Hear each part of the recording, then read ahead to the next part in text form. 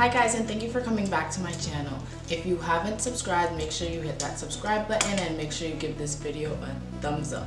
Today I'm going to be talking about how to make sure you're choosing the correct study abroad program. When I first decided to study abroad, I wasn't actually sure where I wanted to go. Actually, I'm lying. I actually really wanted to go to London. However, the very first day I stepped into the international programs office at my university, I had told the foreign student advisor that I wanted to go to London, and he was like, no you don't. And I'm like, how's he gonna tell me where I want to go and where I don't want to go? So then he made me realize a couple of things that I hadn't had put into perspective upon choosing where I did want to go.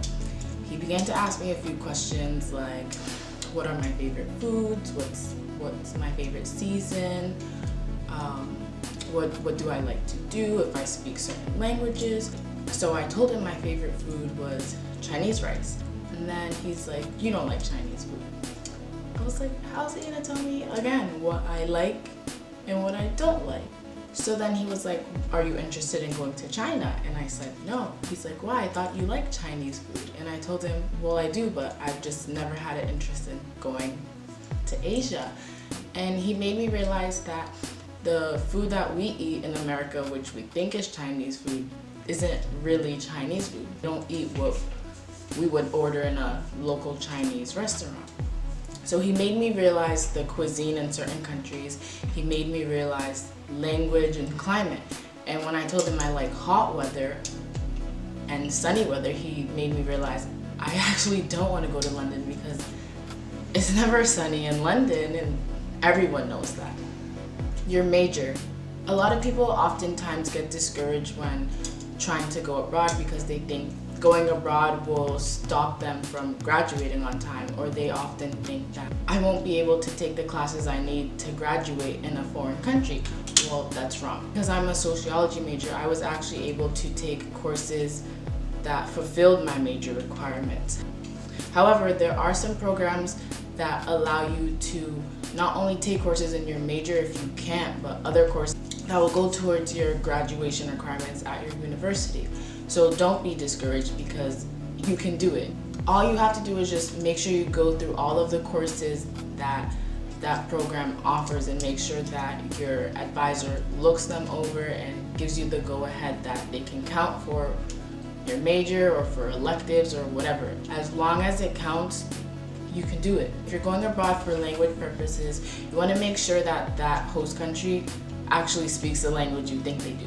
So before I was going to Spain, I didn't know that there were other languages spoken in Spain apart from Spanish. I actually probably would have went anywhere in Spain and not even known that Spanish wasn't the language, and that's not what I was going to learn.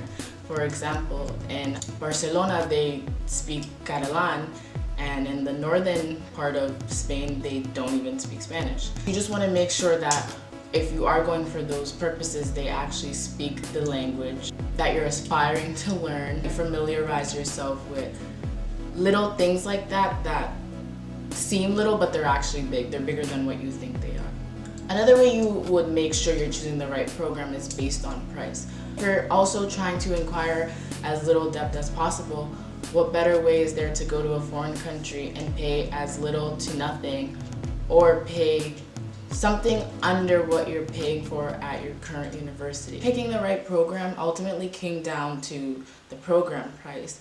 So how I did that was I compared about 5 or 6 programs that not only included Spain but other parts of the world, more specifically within Europe. As I was researching through the program books I was provided with through my international programs office, I realized that Spain was actually the cheapest country in Europe.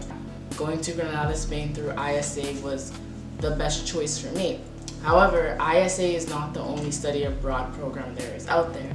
There are programs like CIEE, API, AIFSS. There's so many programs out there, and how I went about comparing all the programs I used was based on the application fee, how much it was, if the program offered me with airport pickup, pre-departure and on-site orientation, You also want to make sure that the study abroad program you're going with offers an official transcript. If tuition and housing were included in the price, if there was medical insurance, excursions and internet access in that country and at that university.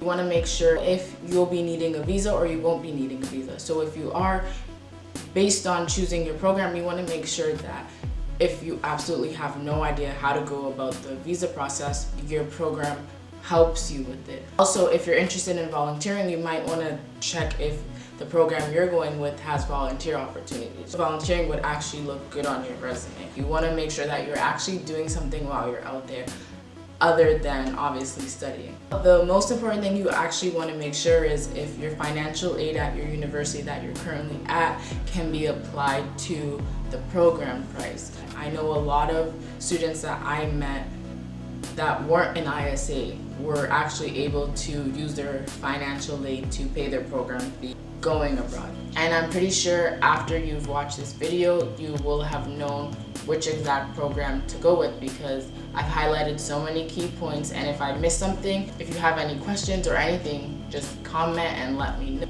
Or you can message me on my social media platform. Thank you so much for watching. If you like this video, please give it a thumbs up. Please subscribe, tell all your friends.